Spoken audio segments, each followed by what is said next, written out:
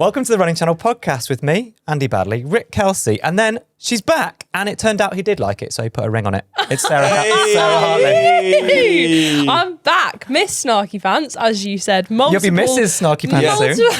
I know, I've got promotion, guys. There was at least one comment asking where you were. At least one. Was there at least one? That's not what my DMs look like. Please bring her back. Please bring her back. Yeah, well, I'm back, guys. Don't worry. If you didn't miss me, I'm sorry. If you did miss me, I'm sorry. I'm back. And for context, Sarah got engaged. Yeah, if anyone missed that, yeah.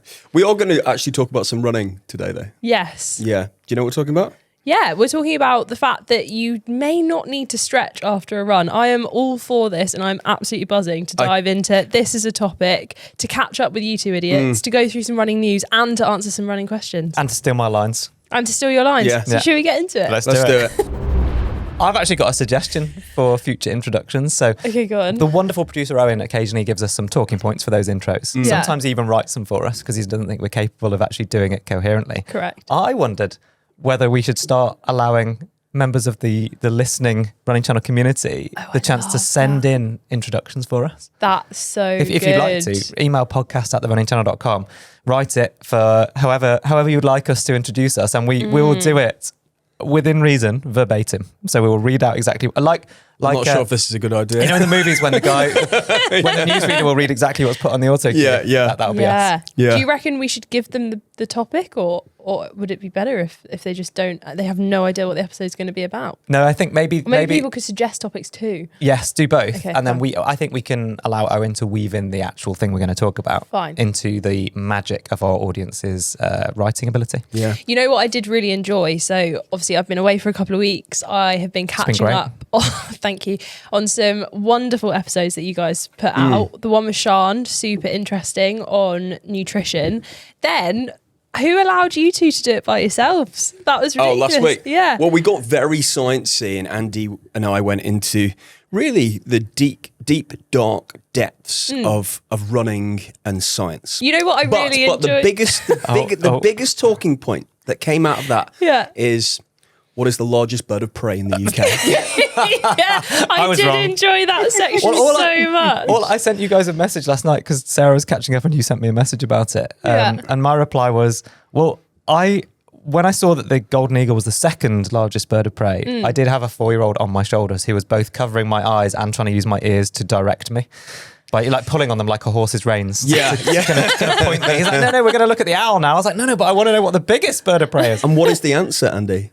It's a sea eagle, isn't it? Sea eagle. Yeah, there we go. A sea eagle. Sea eagle. Different to a seagull. Yeah. Yes, very different. Those are pretty big. You know what I enjoyed the most about last week's episode is the fact that, so every week we obviously have a topic. Some have researched more than others. You'll be able to tell by listening. What I really enjoyed is the fact that Andy was really going deep into the science, and I could just tell that Rick had probably 4 bullet points in front of him written by producer Owen, and he would go, right, next bullet point. And was just going through them. But you did sound very intellectual, so well done. You know what, it worked then, didn't it?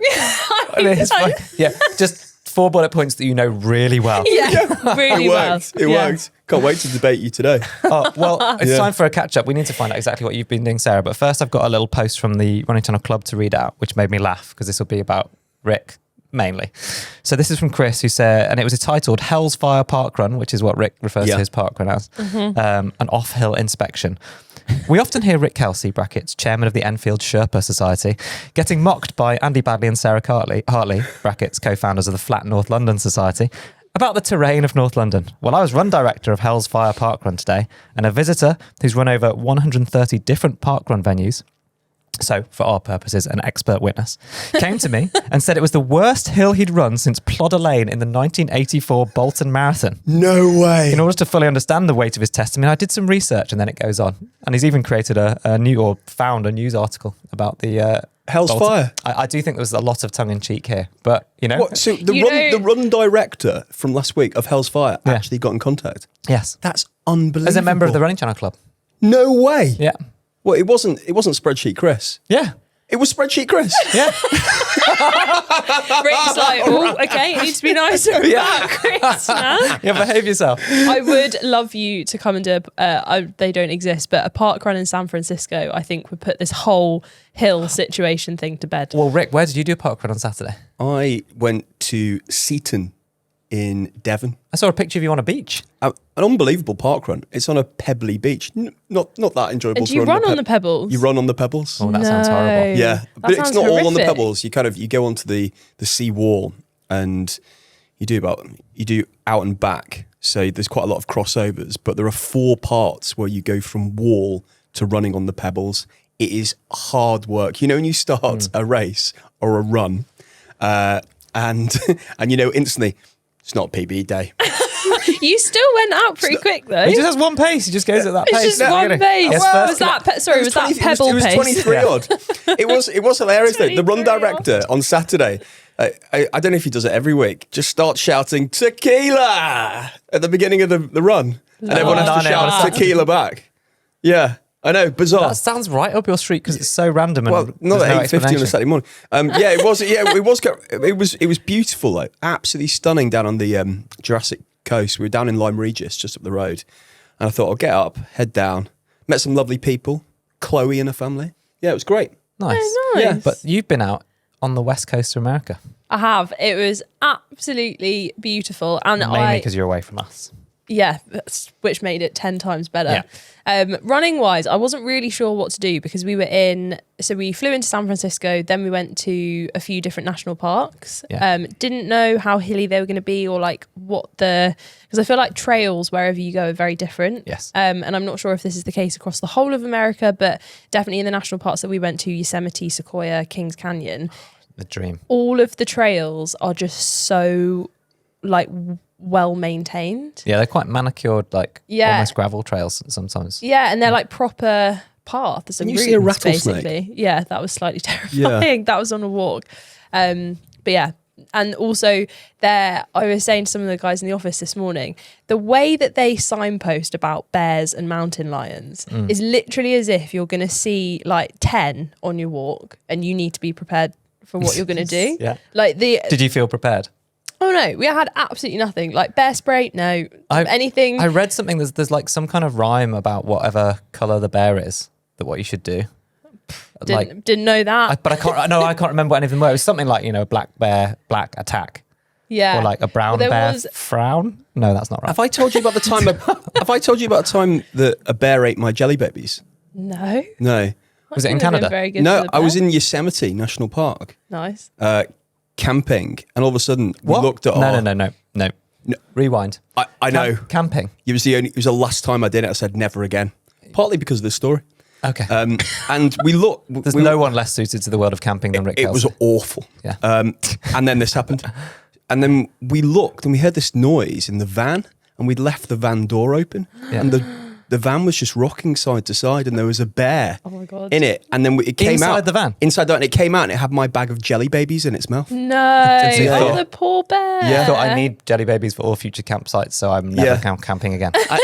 Correct. And then I've not camped since. That must have wreaked havoc with your, bedtime skincare routine. That's the main objection to camping, I imagine. Well, it is. And I don't think I needed a wee for about, the whole night. And But you're like, I'm not getting out. Not getting out of tent. There is, to be fair, like I think the place where you're most likely to see a bear is like campsites and picnic areas, because that's where all of the signs are saying like active bear area. And there are so many. Active bear area. There are so many that it's like, don't leave. If you leave Jelly food in your babies. car that's visible, Yeah. Rangers will like break into your car and take it out because it's not worth the You're risk of the supposed to bear or hoist like your food up in a bag. yeah, and when they have like bear boxes everywhere, Yeah. the bins are actually quite hard to operate because they're like bear proof as well. But it like Imagine you and obviously Tom had no chance of opening one of those bins then. no, it was so you had to like put your hand in, push something, and then lift it up. It was Okay. actually quite hard. But yeah, didn't see a bear. Didn't see a mountain lion. Did Okay. see a sign that was like, if you do see a mountain lion, fight back. And I was like, well, I have no chance against a mountain lion. Wow. But no, yeah, it was really. So did you very go on any cool. runs? And did you do any runs solo in the park? Because that sounds a bit scary. Yeah, so Tom's training for a half marathon. I still don't really know what I'm training for. I'm actually, this week, as this goes out, I will have done the first one. I'm doing a midweek league with my running club. Yes. And it's where you do like a 10K race every other week. I have no idea what to expect. Everyone says that they're super hilly. Wish me luck. I'll report back next week. But so I was like, okay, I want to keep some kind of fitness up, but equally I don't want to use this holiday to train really, because the whole reason like I run and train is so that I can go to a national park and just go on a walk or go on a hike or do whatever.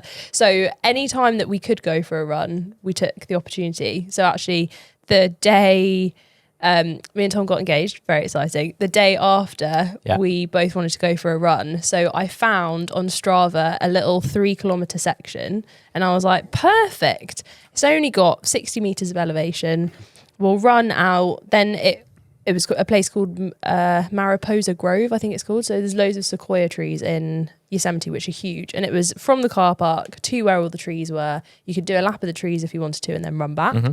The error was that the Strava route was the opposite way to which we ran it. Yeah. Now, the way we ran it, it actually had 400 meters of elevation. That's a lot. Oh, gosh. Which was a lot. Or maybe it wasn't that much, but it had a lot of elevation. I think it was. I think you said that way. It was or it wasn't that much? Was. We just did while you're away, we just did an elevation challenge. Yeah, so I feel bad because I came up with that number. You told us we needed to. So for context, we got a text message on the morning of the run that said you need to run 500 meters of elevation without looking at your watch. That's a lot of elevation. A lot. So we, everyone loves a challenge, and someone who suggested an elevation challenge, and it's also the first challenge I've done in ages. Yeah, and someone said 500, and I went, yeah, you know what, 500 meters, that sounds doable. And then I did this run, and I came back, and I was like, well, I walked the majority of that, and that was horrific, and that wasn't even as far as you guys had to do. Well, there's a lovely clip of Rick's footage where he's basically crawling. I'm on all fours, like a bear. You honestly, though, you needed to go to San Francisco. So I did like a few runs in the national park, which were just lovely, kind of go out trail run, more of like a run hike. Did one by myself, which I abandoned because I was scared I was going to run into a bear. Then went to San Francisco to visit one of my really good friends, and she lives quite literally at the top of Everest. Like the road that she lives on is a joke. San Francisco's so hilly, Yeah, so San Francisco have driverless taxis. Yes. They won't drive on her road. They they'll only pick up at either end because it's that steep. Is she really fit? Really healthy? Yeah, well she rides a bike to work. And I was like, surely you don't ride it up this hill. And she's like, yeah, I've attempted it a couple of times. But we went on a few runs, and there's San Francisco Bay. Yeah. So there's like the hill, and then when you get to the bottom of the hill, there's the bay. And she was like, okay, so what I usually do is I walk down the hill, go for a run, stop, walk up the hill. So that's what we did. Yeah, and that was much better. Sense. But I've got a question for you, Sarah. When you finished the run, did you stretch? So I feel like this is going to be a contentious topic. No, I did not. Don't stretch. And do you know why? Because we made a video all about stretches that you can do after a run. Yes. And when it came up, we were talking to Matt Bergen, who's a great physiotherapist, and he brought up the fact that you don't need to stretch, and I was like, sick, sold, we'll never stretch again. So you didn't listen to any of the rationale, you decided to make an entire podcast episode about it, and obviously the YouTube title will be something along the lines of you don't need to stretch after a run. Here's why. And you don't. Matt said it. Well, you do actually. It's really so Rick's taking the hello. It's really important that you do stretch after a run. Really? And there is lots of science from important people who say this. Is there? Well, I'll just quote a few people to kick off. Okay. The NHS in Great Britain, Harvard Health. I wouldn't have said the NHS were always there, like at the forefront of kind of peer-reviewed sports and exercise physiology. Harvard Health. Here's a piece that I pulled out this morning. Stretching helps the muscles' flexibility and also keeps them healthy and maintains motion in joints. Now that seems pretty obvious to me. Yeah, and actually, stretching is vitally important in order to keep yourself supple, fit and healthy, and you should be doing it after a run. Because you're a regular stretcher, are you? I am a regular. Yeah, I stretch. So after the park run on Saturday, walking on pebbles, running on pebbles, I stretched on the seawall. What stretches did you do? I did my hamstrings and I did my calves. And I also stretch my Achilles because I know where my weaknesses are. So I think, well, my Achilles have gone before. That must have taken a while. You can't stretch a tendon though, can you? Yeah, you can. So you're putting it through a range of motion to keep it moving, right? Yeah. Yeah, I think that the bone of contention here is like loads of stuff in this field. There are lots of studies that say what Rick's saying. There are also a bunch of studies that say the opposite. And so then there's also lots of people doing, I think, what are called meta-analyses, where they compile all of the findings from all of those studies, look at the methodologies and all that sort of stuff.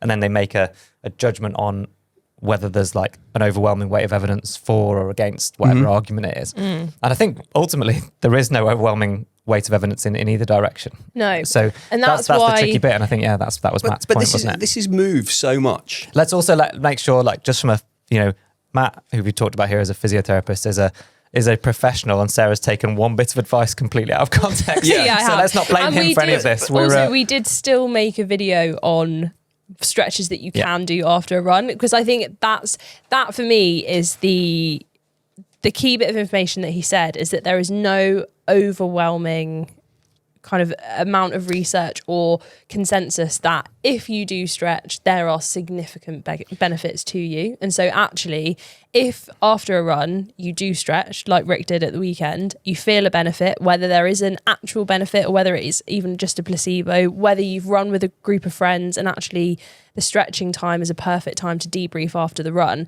If you do all of those things and you like it, then of course carry on stretching. But actually, if you're that person where it is a chore at the end of the run, you're actually going to take the dog for a walk straight after, so you are going to keep moving, you're not going to kind of slump down on the sofa and end up really stiff, then maybe you want to ditch it. Yeah, and I think the bit that I've read in multiple places and when I've spoken to experts about it, they've said similar, is the idea that if you are stretching to increase range of movement, or muscle length, or any of those things that in that kind of slightly, I'd imagine, or more old school vein of thinking. But if you are trying to get better range of motion by stretching, then just stretching for a few minutes after each of your runs will not be enough. Yeah. And so that's the kind of like, if you're going to... It's like multiple times a day that you would need to be doing to make meaningful change to things like that. That is my understanding of it too. But there are reasons you might want to stretch. But that's what yoga is essentially, advanced stretching. Yes, hard. And there is lots of evidence behind yoga preventing injury, and also helping you get movement in your muscles that you couldn't do before. But I suppose with yoga, you're at it for 30 minutes, 45 minutes, an hour, and it is a whole field of stretching rather than 3-4 minutes that you do after a run. It's also not just stretching, is it, yoga? Like there's an element of like strength and movement and learning those movement patterns. Also, there's huge benefits to the kind of mindfulness meditation side of yoga. So there's loads of elements of benefits you'd get there that you might not get through like a sort of cursory 5-minute stretch here.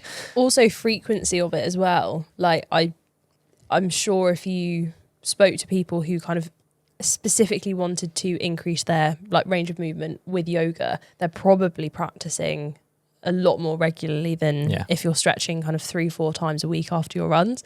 So I think me and Andy are winning this. Rick's not convinced. No, I'm neither for nor against. I do stretch sometimes, but not every time. And some of the reasons that I stretch are probably, it's not necessarily me thinking, if I stretch, I'm not going to get injured. Because that's the bit where the evidence is kind of on the fence, like where those meta-analyses don't seem to give an overwhelming weight of evidence in either direction.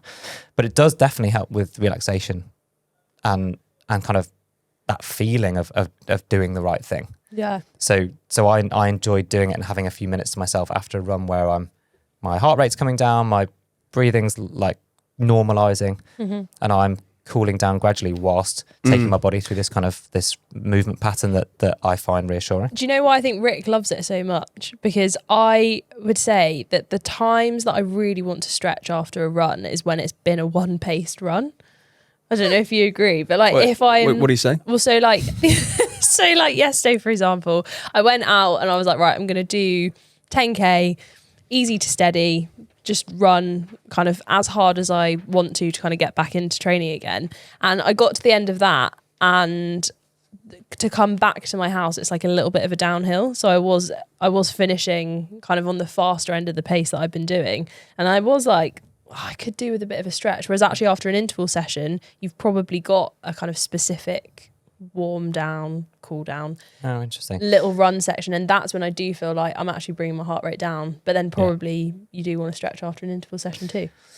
Well, the other reason I stretch is that again, from what I've read, and this is the difficult thing, is you can read one thing and then literally be told read something else that says the total opposite. But the connective tissue around muscles is called fascia. Mm-hmm. And my understanding is that, static stretching post-run, when your tissues and muscles are warm, can help, I forget, I've got it written down, loosening agglutinations, which I guess is just Big like word. binding or stickiness, adhesions within fascia. Mm-hmm. And if the fascia is not moving well, then the muscles can't move well.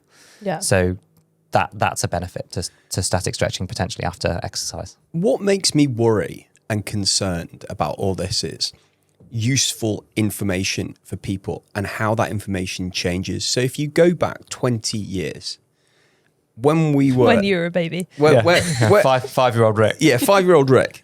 When we were at school, we were. You weren't even at school yet. Wasn't that when you were at nursery? Yeah, I was at nursery. But I mean, even university, I remember very clearly being told by teachers to stretch beforehand. Yes. And it wasn't dynamic stretching. It was just normal, twang those muscles as hard as you can. Yeah. And hold them for 8 seconds.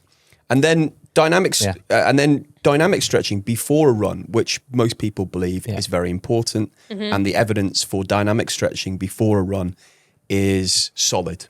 And and generally that's accepted that people should be doing that. Mm-hmm. But now, and then we were told, well, you can do the static stretches post-run. But now that evidence shifts again, you think, well, where are we going to be in another 20 years' time? It wasn't like this in my day. Well, the difference. You see my Why point? does everything have to change? You see my point about useful information? It was all the same. I disagree. Oh, my God. We spoke over each other a lot last week, didn't we? Yeah. We gave each other the space to talk last week, didn't we, Rick? Yeah, we did, yeah. We didn't cut in over people's sentences. No. You know what I mean? And you did, actually. Okay, right. I'm just going to finish this point. Right. I'm a finish. We have cited one physiotherapist here. Okay, a very I don't think it's even fair to say we've cited.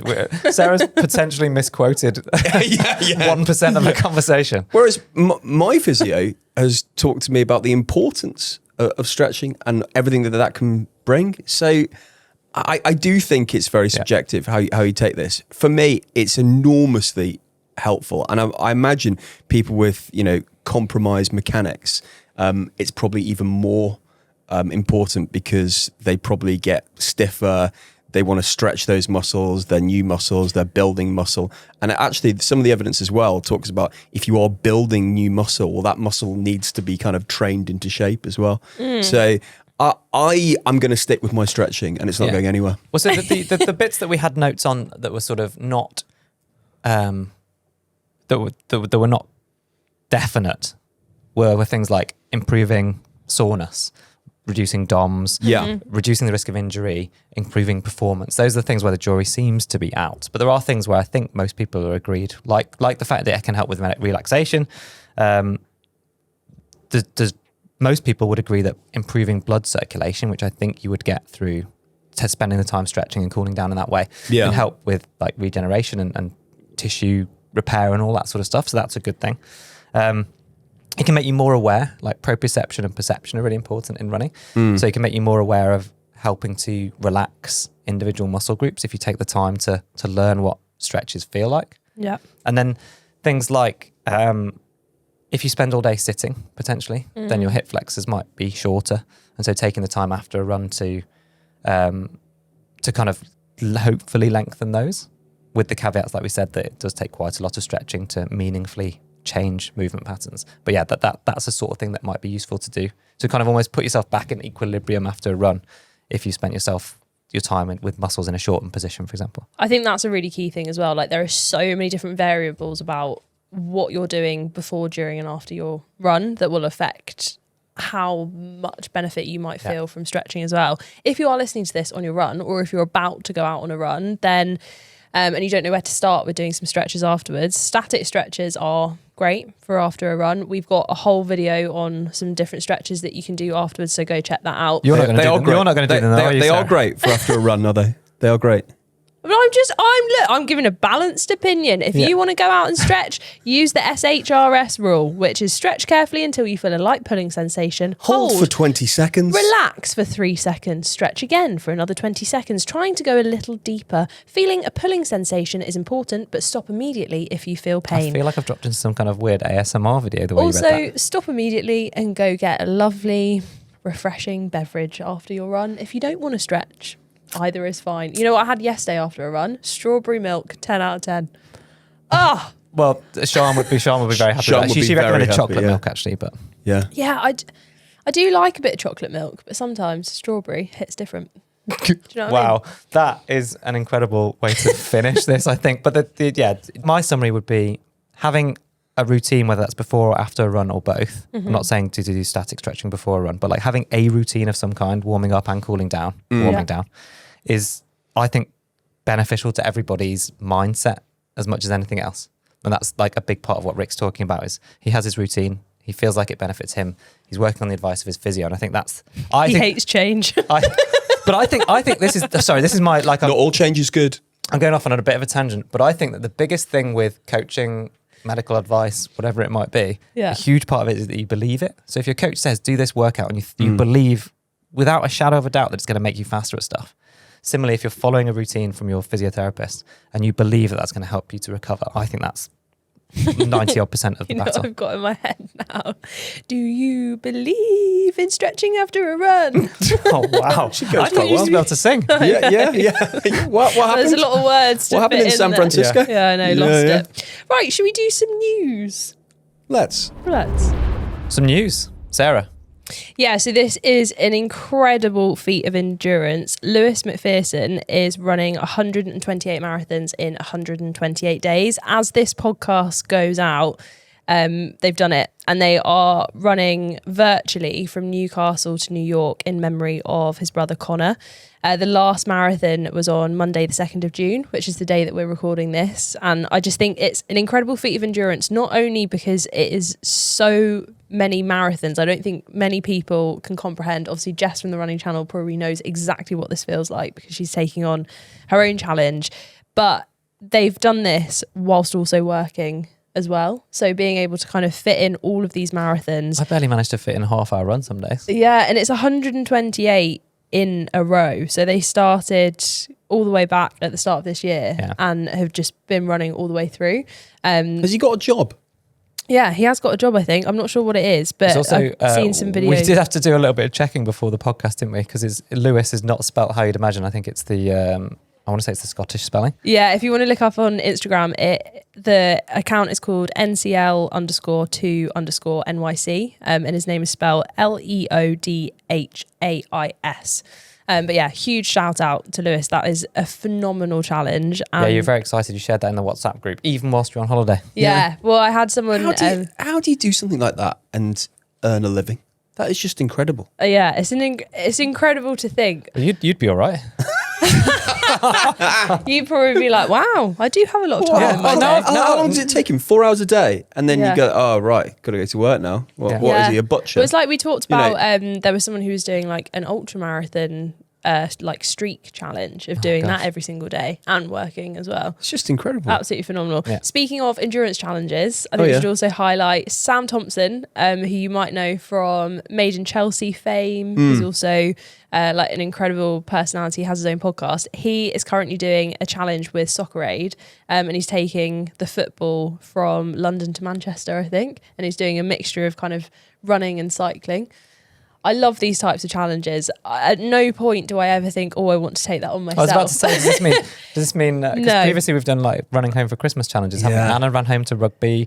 We helped Rick as a relay run back from London to the Wirral. I love doing it as a team. Yours? please suggest. I'd love to take on a feat of endurance like that one day, because I think when you hear people talk about it, it's so incredible to see like where your mind goes, where you can push your body to. But it does look very hard. I'd love to play in Soccer Aid though.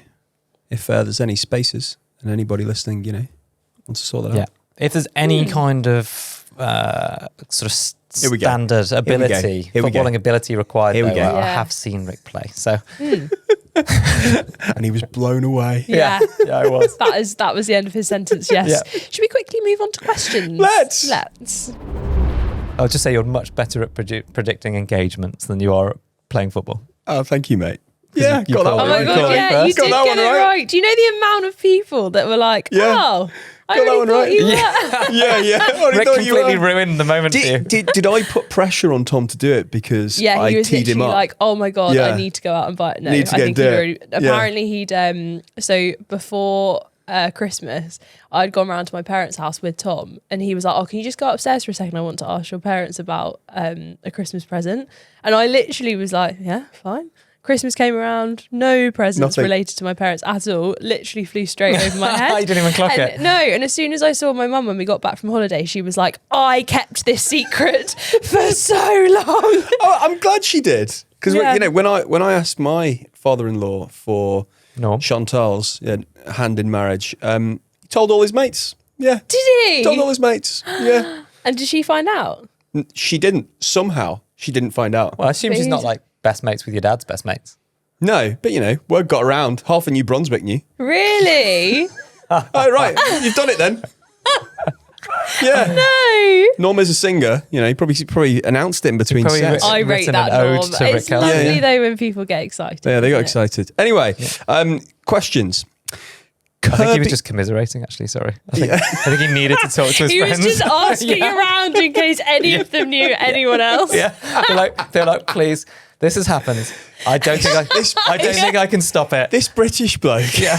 Any ideas of how we navigate this? Anyone know anyone else? Could we lure him away with some serum? Yeah. I just would like someone slightly less obsessed with their own appearance. Yeah, he wears more makeup than my daughter. Yeah. Also, he's around a lot. Yeah. It's like he doesn't have a job. No, exactly. You two should have stayed away. Anyway, Kirby Atwell from Tennessee. Kirby says they have a 5K race coming up on Saturday. It's the National Cornbread Festival, 5K to be specific, and it involves running up 5 hills. It is a grueling race, and I'm currently trying to get a sub 30 on this course. My PB is 30 minutes and 11 seconds, which I ran 1 week after running a half marathon. My question is, how do you mentally and physically attack hills in races when there are multiple hills? Thank you so much for your science and your banter. I love it every week. Right, we're going to have to zone Rick out here because he's got no idea what the hills are like. Yeah, from Mr. Hellsfire Parkrun. Yeah. Himself. Yeah. What's your tips? My tip for there's 2 things going on here. So there's the physicality of it, and I think you've got to get into doing some intervals and some hill sprints. So your body is prepared for it. And then mentally, I think you go for a steeper hill in your training. So you've been up something even steeper than what you're going to run in the race. So what's your steeper hill for the ones that you take on a Saturday morning? Then Hell's Fire. Well, I actually were this video that probably will have come out by the time this show comes out. I go to Ali Pali every now and again and run up literal rock faces Rick's, like that. Just for audio listeners, Rick's put his arm there at about a 70-degree angle. Like he's going at the north face of Everest or something. Take that. I do think that is a good point of, obviously, depending on how close this race is, definitely getting out and approaching some hills. My advice would also be work out what type of hill runner are you? Because I'm not stopping until I get to the top. I'm a power up. And then when people talk about running off of the hills. Yes, that's what I was going to say. Always unable to do that because I have killed myself getting to the top of it. But I personally quite like a dramatic exit from the hill because I've got up it all in one go and then I can just slowly reinflate my lungs as I go off. Well, when Rick was giving his answer just then, I'd missed having you around on the podcast, Sarah, because you were just sort of slightly off mic, just nervously sniggering to yourself because you didn't know what Rick was going to say. And it was the apprehension of like, how much are Andy and I going to have to undo this advice? That's what it felt like to me. Is that an accurate reflection of that? It was when you said there are two things at play here, and I was like, well, there's one hill, so what is the other? I just thought, Sarah's like, well, we've got a 50-50 chance. Do you two, when you're running up a hill, are you the type of runner who gets overtaken or does the overtaking? I do the overtaking every time. Andy? I'm asking an Olympian here, so it's probably. I guess overtaking, but I think what do you do when do you give them like some kind of message when you pass them? No, I just crush their spirit. No, I don't know whether is it if you were the person being overtaken on a hill though, is it more soul destroying to just be overtaken in silence, or for someone to run past you and jollily kind of go crush their spirit? No, go like, well done, keep going. Like, no, I think the ultimate job, crushing is if the person overtaking you doesn't sound out of breath. Yeah. That's the word. That is. Well, I get overtaken. But I do. I overtake on downhills. Oh, no. On a downhill. I'm rubbish on the downhill. I've got 15 stone dropped. of momentum on the downhills. Oh, but it's so scary going downhill. So stone is a weird measurement if you're listening in a different country. We measure ourselves in quite an archaic way in Great Britain. Yeah, I just love to think, everyone in the UK, in our bathrooms, we have a little pile of stones in the corner. And then what you do is you stand on one side and then you pick up a stone and then pop it on the scale. and when equilibrium occurs, then that's how many stones you are. Welcome to Britain. What are you talking about? So just imagine it. We stayed on track a lot better last week, Rick. 95 kg. I think you should run off the top of the hill, Sarah. If we're talking about answering this person's questions to how to run better, is try to maintain a kind of fairly consistent pace and effort.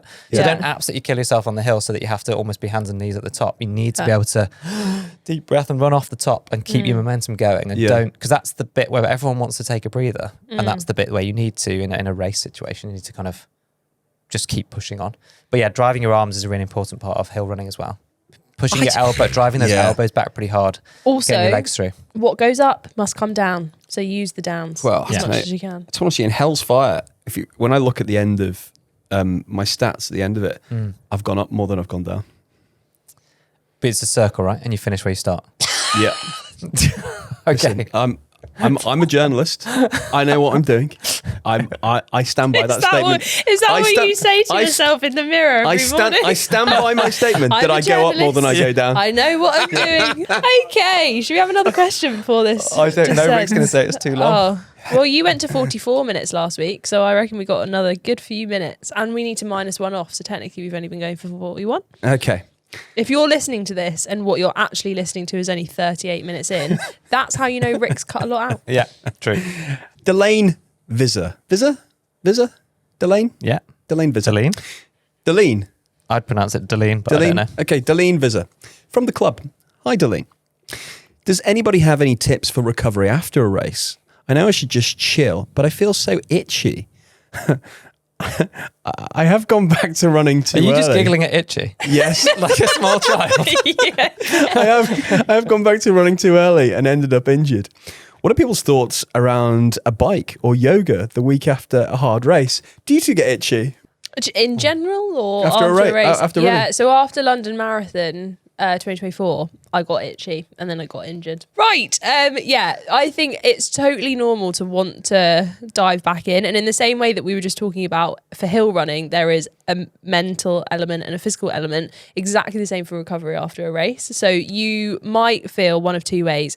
You might feel physically able to run and feel fine afterwards, quicker than mentally. I know for a lot of people who ran London Marathon this year, that's the case. They returned back to running, but actually London for so many people didn't go the way that they wanted it to because of the heat, because of the conditions, for whatever reason.